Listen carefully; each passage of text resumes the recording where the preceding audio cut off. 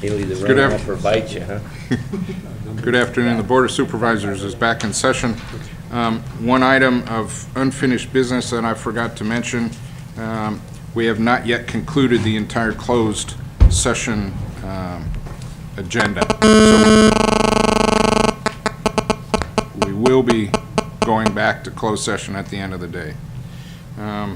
Before us, we have item 7D under planning. This is a notice public hearing at 1:30 to consider an appeal of the Planning Commission's decision on April 17th denying the following project, MS4-2004. We will first hear from the director on issues relating to this matter. The board will then address the issue with questions, concerns. To the clerk, has proper notice been established for this appeal? Yes, we have proper notice. Okay. And to the board members, have you had any contacts or with the proponents or opponents of this item? Through the chair, I've had one phone call just reiterating the content of one of the letters that we've all received. Okay. And it was a voicemail message. All right. Any other contacts, any other board members? Hearing none. Let's see. So first we'll go to the staff for a summary of the item. Comments from the staff will be received first. Board of Supervisors questions regarding this will be presented after that. Then the board will hold any additional questions, concerns, and we will then move to the appellant, who will have a maximum of 20 minutes, followed by the applicant, etc., for 20 minutes. The clerk will time the presentations. As you notice, there is a timing device on the podium.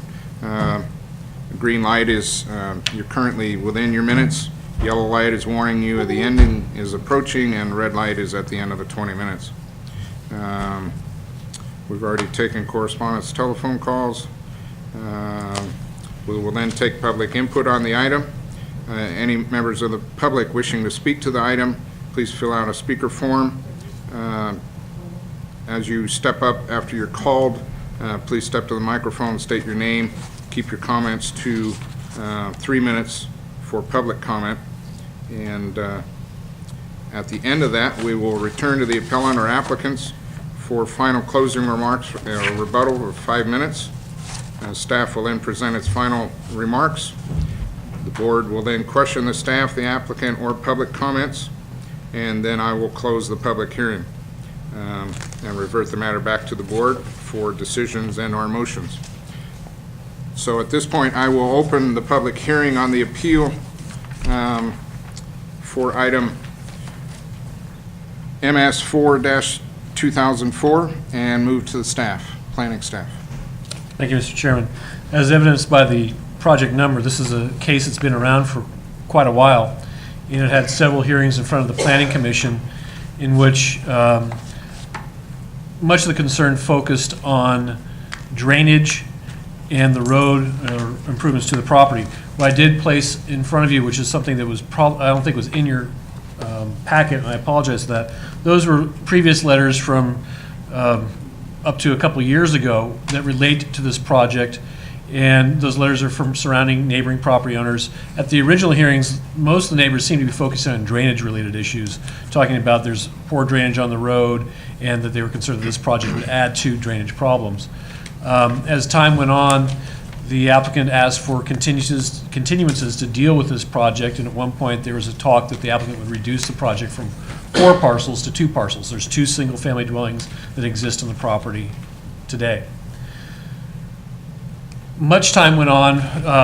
The Planning Commission, in fact, continued the project indefinitely, waiting for the applicant to come back with more information, advising them to come back with information to document how they're going to handle drainage issues and road improvements in the area. The road that serves the property is a road that was created, I believe, came out in one of the last hearings, that one of the timber companies over on the coast created these series of blocks that lie to the east of Fort Bragg and laid out these parcels. The road that serves the property is really there by prescriptive right. There's not any documented easement that exists that encompasses Light Away, which serves this property. And there's a number of roads in this area that are similarly created. The road as it exists is paved, but it's about 15 and a half feet wide, I believe was the information that we've received.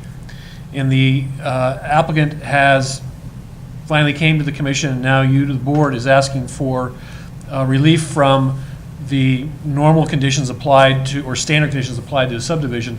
They only have about a 20-foot easement which they could utilize, and even at that, it's not an easement pertinent to the property by title. Standard for subdivisions of this kind of density, it's an RR1 created area, would have a 60-foot wide easement. They're asking for 20. They're asking that the road be accepted, in essence, as is, at 15 and a half feet wide. The standard is 18 feet.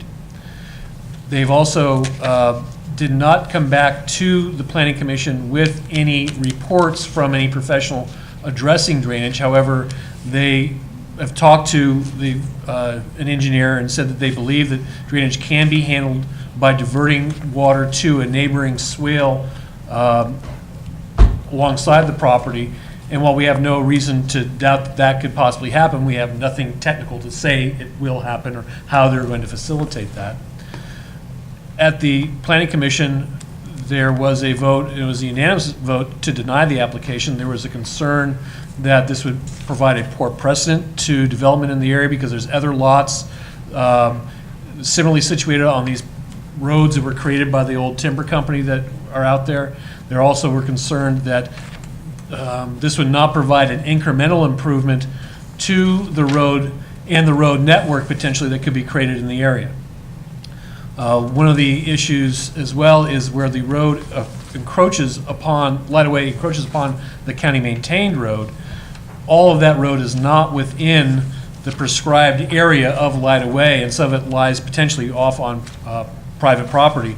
And so there might become issues of eminent domain if we require them to do an apron or a road improvement that would require a broader apron to get onto Light Away. So again, most of the letters you received there's some that are in favor of it, and most really are not, don't speak forcefully, I think, against the project, but they're just concerned with the adequacy of the road to serve the area and are concerned with drainage in the area. And with that, I'll try to respond to your questions. Okay, questions from the board to Frank. And Frank, sorry, for the record, you're going to have to state your name.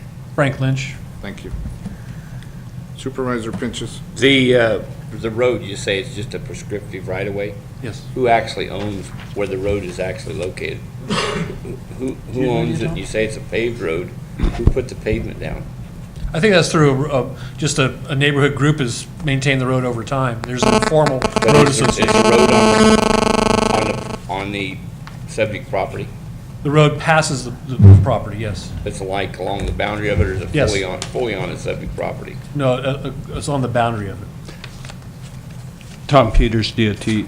I think the applicant's agent could speak to that more. He has seen the town map, but I believe it's a 20-foot strip that's adjacent to this property.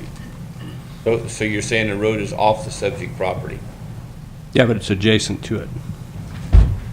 Yeah, but the property owner really don't have the control to do any road improvements, right, if it's off the subject property?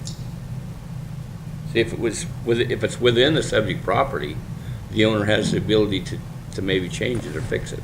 But if it's a prescriptive right-of-way that's not on the subject property, then they really don't have no control to make any changes to it. That's my point. That's why I want to know if the road's on the subject property or It's off. adjacent to the property, and there are other properties intervening between its location and the public road. Adjacent to, you mean that it butts up against the property?